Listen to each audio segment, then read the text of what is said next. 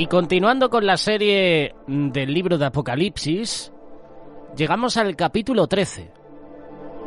El título de este capítulo, Las dos bestias.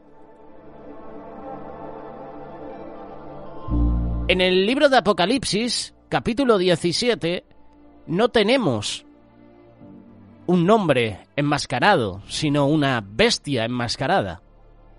¿Quién o qué es la bestia? Los comentaristas han identificado a la bestia como Roma, el anticristo, el mal o los imperios sucesivos.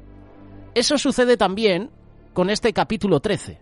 No solo hay alguna explicación en el capítulo 17 o 18 que mencionan a las bestias, pero la mayoría de las interpretaciones pueden clasificarse como una persona o una institución.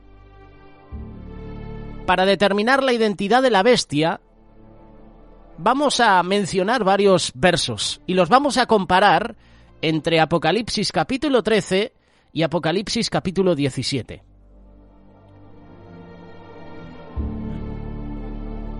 También podemos hacernos la pregunta, ¿cuál es la identidad de la mujer que monta a la bestia? Esa bestia que también hemos mencionado en capítulos anteriores. Esto es opinión personal. Cada uno puede tener su interpretación, cada uno puede leer la palabra y apoyarse en otros versículos, conectar versículos y uno puede sacar sus propias conclusiones. Apocalipsis 17 se divide en 3 secciones: la introducción a la visión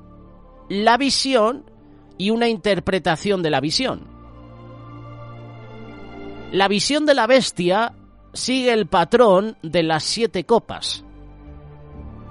Parece ser un apéndice de la 7ª copa que expone la destrucción de Babilonia nombrada en el juicio de la 7ª copa. Esto lo puedes leer en el capítulo 16, versículo 19. También se menciona en el capítulo 14, versículo 8. El periodo del juicio final, o mejor dicho, el tiempo del juicio es al final del periodo de tribulación, junto antes del regreso del Señor. Y esto se evidencia por el hecho de que se dice que los juicios de los 7 tazones, las 7 copas, son las plagas finales que completarán la ira de Dios sobre los habitantes de la tierra. El juicio de Babilonia tendrá lugar en la 7ª de estas plagas finales. Vamos a explicar el dragón de Apocalipsis capítulo 12 y lo vamos a comparar con la bestia de Apocalipsis capítulo 13. Puedes leer el estudio bíblico, escuchar también esta pequeña reflexión que hicimos sobre el capítulo 12. La primera bestia de Apocalipsis 13 tiene la misma cantidad de cabezas y cuernos que el dragón del capítulo anterior. La única diferencia entre el dragón y la bestia son las coronas. El dragón tiene coronas en sus cabezas, mientras que la bestia tiene coronas en sus cuernos. La bestia no puede ser el dragón, porque el dragón se distingue claramente de la bestia. Se dice que el dragón le da a la bestia su autoridad dominante. Para que haya alguien que da la autoridad gobernante y uno para recibir lo mismo, requiere que el dragón y la bestia sean distintos entre sí. El dragón y la bestia se parecen. Tienen el mismo número de cabezas y cuernos, porque la bestia es el reflejo del dragón, es decir, todo lo que la bestia es y hace fluye directamente de la habilidad que le da el dragón. Debido a ese poder satánico que opera detrás de la bestia se parece directamente al dragón, al igual que un guante se parece directamente a la mano que lo cubre. La bestia de Apocalipsis 13 se puede comparar también con la bestia de Daniel capítulo 7.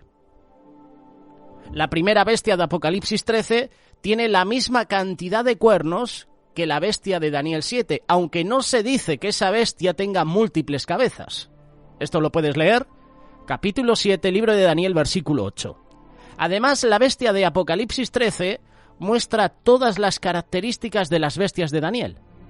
Se dice que es como un leopardo, la tercera bestia, tiene pies como un oso, la segunda bestia, y una boca como un león, la primera bestia. Y esto lo puedes comparar con Apocalipsis capítulo 13, versículo 2.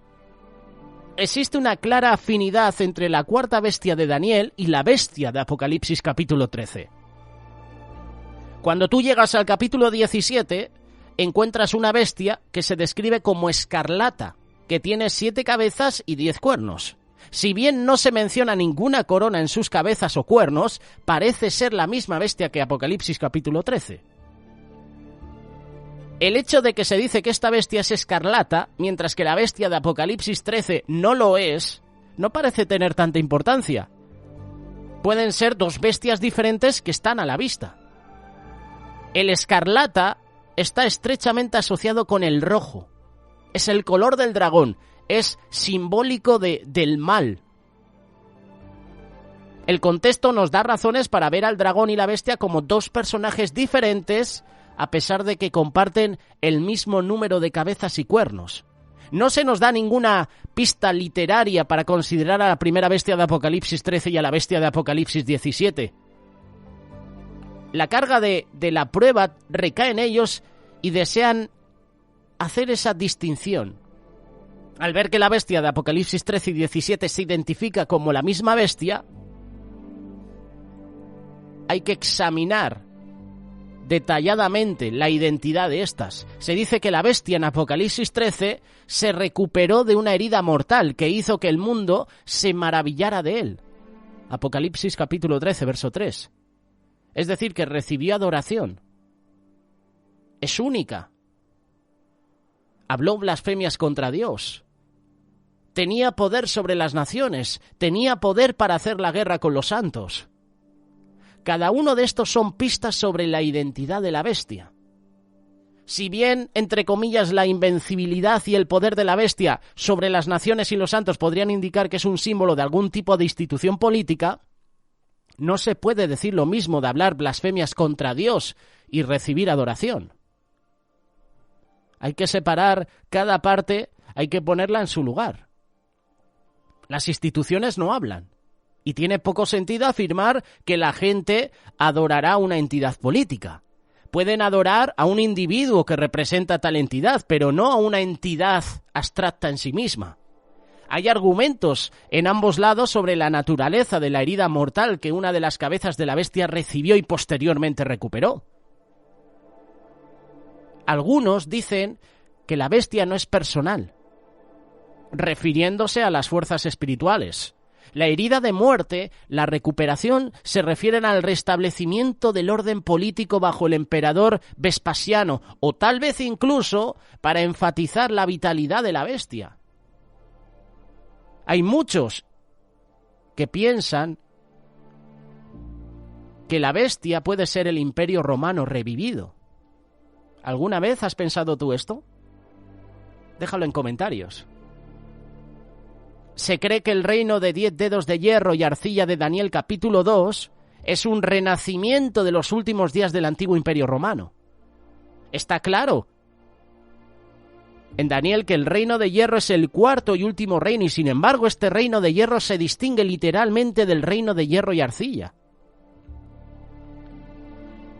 Dado que ambos son parte del cuarto reino, está claro que ambos se refieren a Roma. Al ver que el reino de hierro existirá cuando el Señor establezca su propio reino eterno, se cree que el Imperio Romano debe existir en la casa de Cristo, dado que el Imperio Romano cayó en el siglo VII después de Cristo, y esto requería un renacimiento de ese imperio justo antes de la venida de Cristo. Contra tal posición está el hecho de que el cuarto reino no será el único reino en existencia cuando el Señor establezca su reino. Todas las bestias del reino existirán. Y Daniel dijo, capítulo 2, versículo 44, y en los días de estos reyes.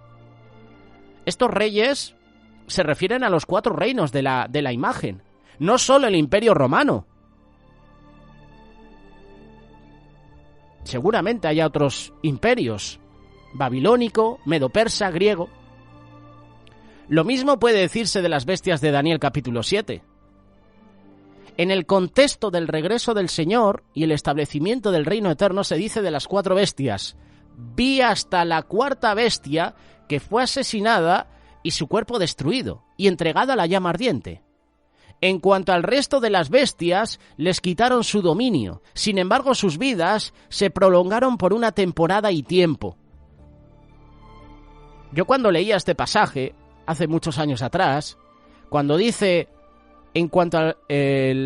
dice, y vi hasta la cuarta bestia que fue asesinada, yo decía, la cuarta bestia es el Imperio Romano. Su cuerpo fue destruido y entregado a la llama. Y pensé en cuando se incendió Roma. Era una opinión personal. La visión revivida del Imperio Romano no solo es inestable, sino que se ajusta a la respuesta de aquellos que presenciaron la recuperación de la bestia. Se dice que estaban sorprendidos por la bestia que se recuperó de una herida tan mortal y tan asombrosa que provocó el seguimiento y la adoración de la bestia en todo el mundo.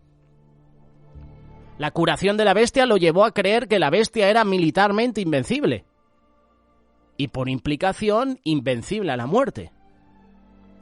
Si bien un imperio romano revivido sería realmente una maravilla, es difícil ver cómo una reunión política del antiguo imperio romano podría provocar tal asombro y adoración por parte de los habitantes de la tierra. Una recuperación de una herida de muerte genuina a un ser humano real lo explicaría mejor. Por eso muchos piensan, y yo entre ellos, piensa que esa herida va a ser a una persona en concreto. Pero a lo mejor me equivoco, es una opinión personal, como te decía. Ya sabes que si estás escuchando esta reflexión y quieres dejarnos algún comentario a través de WhatsApp, a través de Telegram, en caja de comentarios, a través de este canal de YouTube, puedes hacerlo. El texto apoya la opinión de que la herida de muerte y la posterior curación fueron recibidas por un humano, no por una institución. El griego dice que la bestia fue como si hubiera sido asesinada. Se usa exactamente la misma redacción de Cristo, el Cordero, en Apocalipsis capítulo 5, verso 6. Si vamos a argumentar la muerte física de Cristo, también debemos argumentar por la realidad de la muerte física de la bestia, porque se usa la misma construcción de cada uno. La única objeción sería a este punto de vista es que Satanás no tiene el poder de resucitar a uno de los muertos. Cabe señalar que el texto nunca dice quién levantó a la bestia de su herida mortal. No está fuera del alcance de la posibilidad que fue Dios quien lo hizo resucitar de los muertos, posiblemente para magnificar el engaño de la bestia de los habitantes de la tierra. En cualquier caso, la cuestión de quién levantó al anticristo de entre los muertos no es una cuestión de exégesis, sino de especulación. Recordar que estamos especulando, son opiniones, apoyándonos en ciertos versículos, en ciertos pasajes. En resumen, si bien la herida mortal que recibió y de la que se recuperó la bestia podría tomarse en sentido figurado para referirse a una entidad no personal, como el mal o un reino político, una exégesis, una especulación del texto argumenta a favor de la opinión de que es una herida literal y la recuperación de un ser humano. Leyendo el capítulo 13 llegamos a la segunda bestia. Hay una pista más sobre la identidad de la primera bestia de Apocalipsis 13 y se encuentra en la segunda bestia de este mismo pasaje. Y está claro que esta segunda bestia es una persona humana y no una institución. Se lo identifica como el falso profeta. Yo cuando escucho la palabra falso profeta pienso en una persona, no en una institución. Una designación que representa claramente la de una persona humana. Las bestias de Apocalipsis capítulo 13, yo me atrevo a decir que son individuos humanos. Se dice que, al igual que la bestia es arrojado al lago de fuego al regreso del Señor, seguramente una institución, reino o ciudad no puede ser arrojada al lago de fuego. La gente es la que es arrojada al lago de fuego. Y esto argumenta fuertemente que las bestias de Apocalipsis capítulo 13 son individuos humanos específicos. También se dice que la segunda bestia hace que los habitantes de la tierra adoren a la primera bestia e incluso los obligan a hacer una imagen de él. No van a hacer una imagen de una institución, ¿o sí? Lo más sensato es que hagan una imagen ¿de qué? De una persona. Al igual que hacen una imagen de un jugador de fútbol, puede ser Pelé, Maradona, Leo Messi, Cristiano Ronaldo, que hemos visto cómo les han tallado una escultura, pueden hacer lo mismo con esta persona, con este humano. La segunda bestia pudo darle vida a esta imagen para que pudiera hablar y matar. Esto dice el versículo 15, Apocalipsis capítulo 13. A menos que esta imagen sea la de un hombre, tiene poco sentido que pueda hablar. Parece que la primera bestia, a la que se asemeja la imagen, es un hombre, no una institución. Ahora vamos a la bestia de Apocalipsis capítulo 17. Mientras que la primera bestia de Apocalipsis 13 parece ser un individuo humano, los detalles de la bestia en Apocalipsis 17 no son tan claros. Juan vio una visión de una mujer sentada sobre una bestia escarlata con 7 cabezas y 10 cuernos. La visión puede aludir a una moneda acuñada en el año 71 después de Cristo en la provincia de Asia durante el reinado de Vespasiano. La moneda tiene una imagen de Vespasiano en el frente y la diosa Roma sentada en las 7 colinas de Roma en la parte posterior. La diosa personificó a Roma con los que vivían en estas partes, aunque la diosa no fue presentada oficialmente a la ciudad de Roma hasta el siglo II después de Cristo. Si este fue el telón de fondo de la visión de Juan, no podemos determinar con certeza, pero de todos modos es como un paralelismo, es un paralelo a la visión de Juan.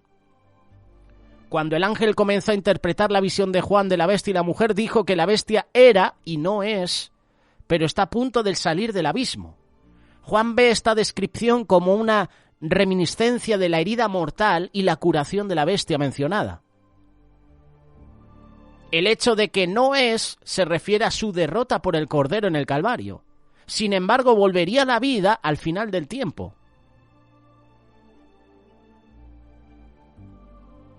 Robert Mounce interpreta a la bestia como la persecución de los cristianos por parte del gobierno imperial. Él entiende que fue y no es, pero que está a punto de salir del abismo, para referirse al hecho de que la persecución había existido, pero se había detenido por el momento.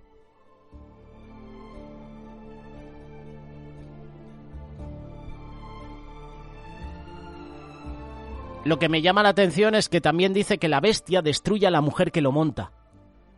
La única mención de la oposición hacia los piadosos es la guerra que harán contra el Cordero, una referencia a la batalla de Armagedón al final de la semana 70 del libro de Daniel.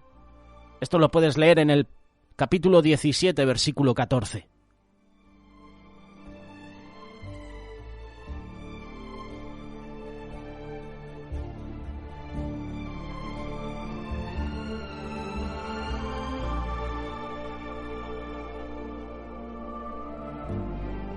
Uno cuando lee estos pasajes intenta descifrar o intenta averiguar por sus medios qué pueden significar, ¿verdad? Yo me hacía la pregunta, y seguramente tú también, ¿qué emperador es el que se va a presentar? ¿Quién será ese anticristo? ¿Qué emperadores incluimos? ¿Qué emperadores excluimos? ¿Es Julio César? ¿Es Augusto César?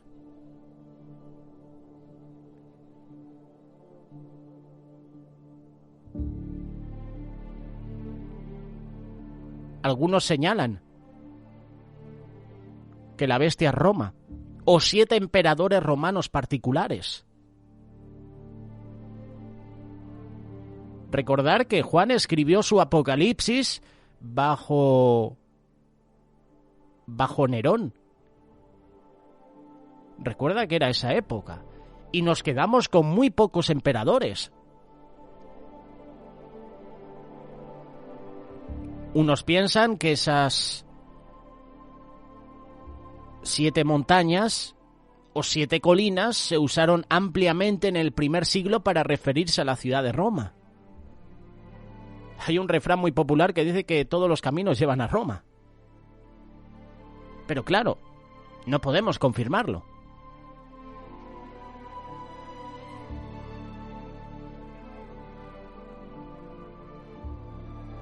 La mujer parece estar identificada con Jerusalén.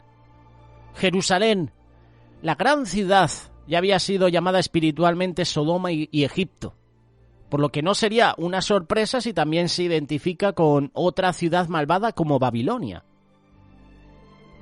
El capítulo 16, verso 19 nos dice: «Y la gran ciudad se dividió en 3 partes, y las ciudades de las naciones cayeron, y la gran Babilonia vino en memoria de Dios para darle a ella la copa del vino de la ferocidad de su ira». Primero, solo puede haber una gran ciudad, o mejor dicho, la gran ciudad. Se decía que Jerusalén era la gran ciudad. Entonces, ¿por qué deberíamos esperar que la identidad de la gran ciudad cambie más adelante en Apocalipsis?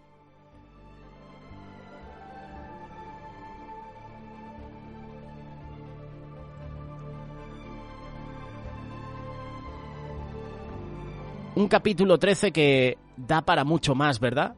Un capítulo 13 que menciona las 2 bestias, lo hace desde el versículo 1 hasta el versículo 18. Hablaremos próximamente del cántico de los 144.000. Hemos mencionado quiénes son estos sellados, ¿verdad? Hablaremos del mensaje de los 3 ángeles. Estamos prácticamente en el ecuador del libro de Apocalipsis. Si tenéis alguna interpretación, si tenéis, alguna especulación al respecto, ¿qué pensáis vosotros? Os invitamos a que nos dejéis vuestros comentarios. La verdad que es muy difícil de interpretar, de leer lo que dice la carta de Apocalipsis, salvo algunos capítulos que se pueden entender cuando los conectas, por ejemplo, con Daniel o lo conectas con otros libros, pero llegan capítulos muy complicados de interpretar. Y además, como muchas veces queremos interpretar por nuestros propios medios, siempre nos vamos a equivocar. Nunca vamos a tener la razón, no es algo exacto. El Señor sabe todas las cosas. Y el Señor sabe por qué nos dejó estos capítulos, estos pasajes, estos interrogantes. ¿Qué piensas tú al respecto sobre este pasaje? Sobre este capítulo 13 de Apocalipsis. Lo hemos conectado mucho al capítulo 17. Déjanos tu comentario. Queremos leerte. ¿Qué piensas al respecto?